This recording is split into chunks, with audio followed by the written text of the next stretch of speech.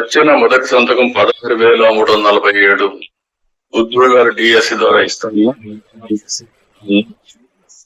ఈ first week లో DSC notification issue చేస్తారు.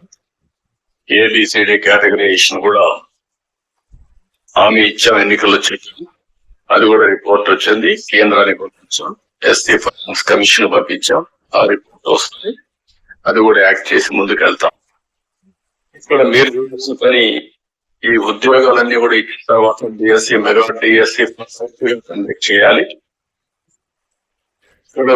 ఇప్పుడు కూడా జ్ఞాపకం, తెలుగుదేశం పార్టీ దగ్గర 1,50,000 ఒకేసారి ఇప్పుడు ఇచ్చిన ఉద్యోగాల్లో మెజారిటీ తెలుగుదేశం అధికారం ఇప్పుడు ఇచ్చాం.